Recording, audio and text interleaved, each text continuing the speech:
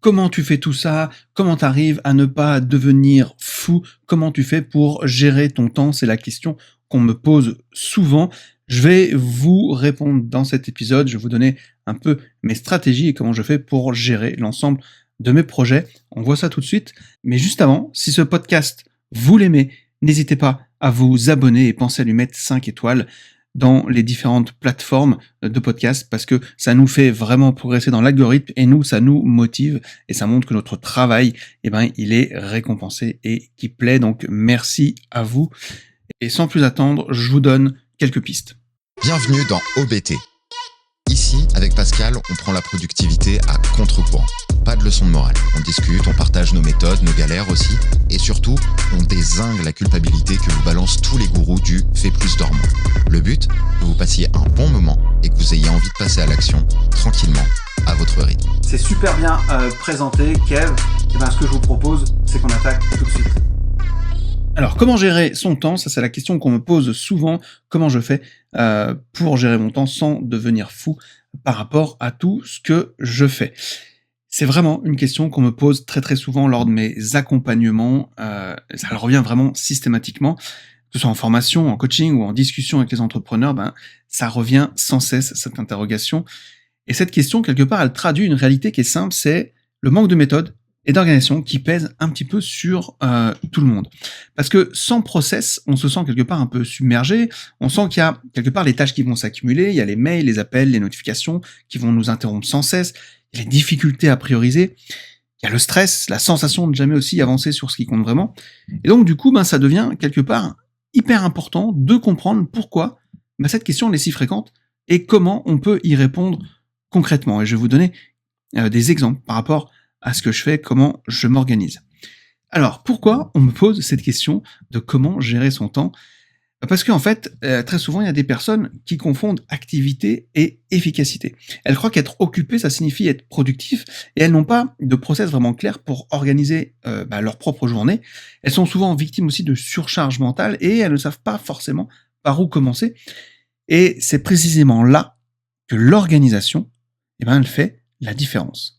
Parce qu'un bon système, ça ne consiste pas à remplir son agenda, mais à clarifier ses priorités, à structurer ses journées et à protéger son énergie. Et je vous invite à regarder les différents épisodes, notamment l'épisode 9, comment arrêter de courir après le temps, l'épisode 8 aussi, où on parle de comment gérer ses priorités, et l'épisode 6, comment préparer sa journée pour être efficace. Vous allez voir, il y a pas mal de pépites là-dessus. Alors, comment moi je gère mon temps et tous mes projets sans devenir fou? Je vais faire un petit peu un état des lieux par rapport à ça. Cette année, en 2025, moi j'ai terminé un livre qui s'appelle Mortal Coaching, où avec mon ami Bruno Meuret, on dévoile un peu tous les secrets d'un bon coaching, d'une bonne transmission de savoir, parce qu'on s'est aperçu qu'il y a énormément de coachs, de formateurs, d'entraîneurs, de managers, de bénévoles, d'éducateurs qui ne savent pas entraîner, qui ne savent pas coacher, qui ne savent pas en fait transmettre leur passion et leur savoir. Et très souvent, c'est leurs élèves, c'est leurs apprenants qui en pâtissent, et ça nous était insupportable. Donc c'est pour ça qu'on a fait un peu cette bible du coaching, entre guillemets. Et puis, je termine également un autre livre sur la photo qui s'appelle Cadrage et composition, où je donne toutes mes astuces de photographe pour faire une photo impactante, surtout notamment de la photo de paysage. En parallèle de ça, de ces deux bouquins qui prennent du temps évidemment à écrire, j'ai fait aussi la refonte de mes formations System Timer et Transversia, qui sont deux très grosses formations en ligne. Et je dispense aussi des coachings pour aider les entrepreneurs à monter, à structurer leur entreprise, leur agence web. Et ça représente près de 250 coachings par an. Et en plus de ça, dans mes deux formations, System Timer et Transversia, on a des lives réguliers. J'ai également 2 chaînes YouTube, j'ai un podcast, bientôt 2 podcasts, j'ai une newsletter et bientôt 2. Et à cela se rajoutent évidemment mes formations aussi que je donne en présentiel, mes conférences, mes visios, ou même mes conférences en présentiel, ma création de contenu, mon travail d'artiste peintre, et pour finir, il y a aussi 2 BD qui sont en cours et qui reprennent le premier tome de ma série Neo Atomicus, et évidemment, sans oublier ma famille, ma femme et mes enfants, pour qui je suis là, notamment les week-ends, et puis même en fin de journée, etc., quand il faut être là.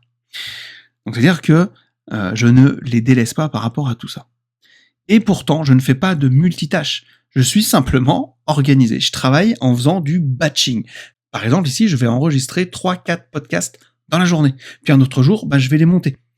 Je fais pas tout en même temps. Je planifie, je cloisonne et je priorise. Ça, c'est vraiment important. Par exemple, ça va faire presque 1 an que j'ai pas encore peint un nouveau tableau. Et ça, parce que ce n'était pas la priorité du moment. Peut-être qu'en fin d'année, je vais me libérer du temps pour ça. Et c'est ce qui me permet en fait d'avancer sur l'ensemble de mes projets et de me dire j'ai 1 an pour faire tel projet ou j'ai peut-être 2 ans. Là, les 2 bandes dessinées dont je vous parlais qui vont sortir, ça fait 2 ou 3 ans qu'on est dessus. Moi, j'ai fini mes scénarios, les pages sont découpées, il n'y a plus que le dessin à terminer. Enfin, il reste quelques planches à faire et ça va très très bientôt sortir. Mais ça s'est fait sur plusieurs mois, plusieurs années. C'est ça qui est important. C'est pareil, ma formation transversale, j'ai mis plusieurs mois avant de la sortir. J'ai pas pu travailler à fond dessus à chaque fois.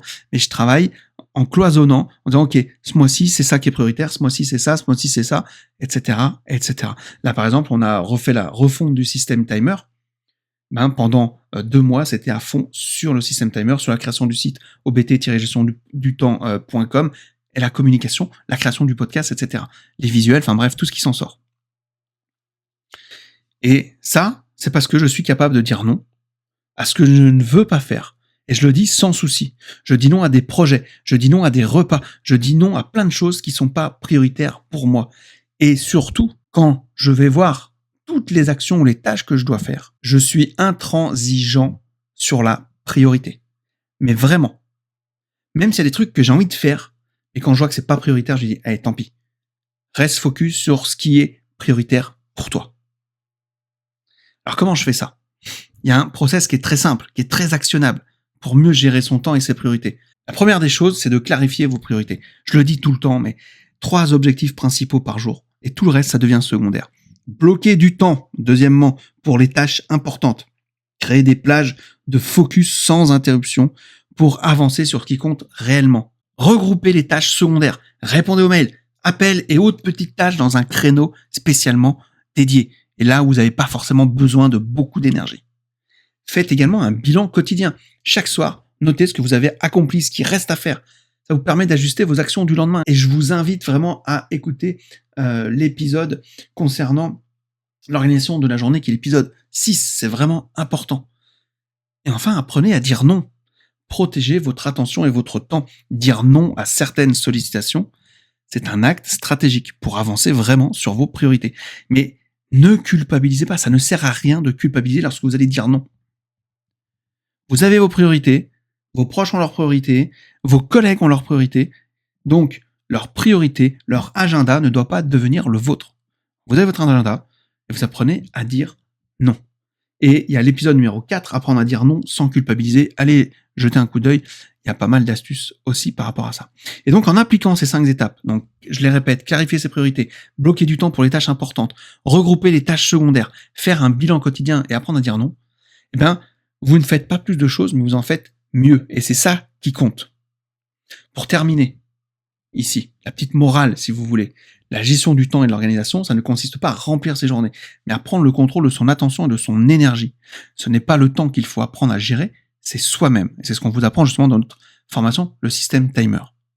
Parce qu'en fait, avec un process simple et des priorités claires, c'est possible de travailler efficacement, d'avancer sur ses projets et de réduire le stress lié aux journées surchargées. Et c'est comme ça que j'arrive à faire tout ça dans 1 année sans m'épuiser. Alors je bosse, mais je bosse intelligemment. Et surtout, j'accepte que certains projets ne sortent pas au bout d'1 semaine, ne sortent pas au bout de 15 jours. Je regarde l'ensemble de mes projets, je regarde lesquels sont prioritaires et je focus là-dessus. Une fois que c'est fait, une fois que j'ai bloqué mon temps pour ces projets-là, une fois que j'ai bloqué mon temps, ce que j'appelle non négociable, pour mon temps à moi, derrière, je regarde le temps qui me reste pour ces autres projets et je planifie. C'est pas plus compliqué de ça. C'est comme ça que je gère mon temps sans devenir fou. Voilà, vous avez un début d'explication. Peut-être que avec Kevin, on fera un épisode long là-dessus où on ira un petit peu plus loin dans la réflexion. En attendant, si vraiment vous avez aimé ce podcast qui vous a aidé, mettez-lui la note de 5 étoiles. Je vous rappelle vraiment, c'est très très important pour nous. Et si vous voulez aller plus loin, il y a toujours notre formation, le System Timer. C'est la formation qu'il vous faut vraiment si vous voulez qu'on vous accompagne à mettre en place des actions concrètes et adaptées à votre réalité de vie. C'est un système qui s'adapte à tout le monde, je le répète. Et dedans, on vous fait vraiment prendre conscience de la relation avec votre temps, de la relation au temps, que vous avez, et comment y faire face pour retrouver enfin la sérénité et du temps avec vos proches pour arrêter de perdre 7 à 10 heures par semaine. Vous vous rendez compte ? 7 à 10 heures par semaine, ça fait 40 heures par mois. Je vous laisse sur cette réflexion-là, et moi je vous dis à très bientôt pour un prochain podcast. Ciao.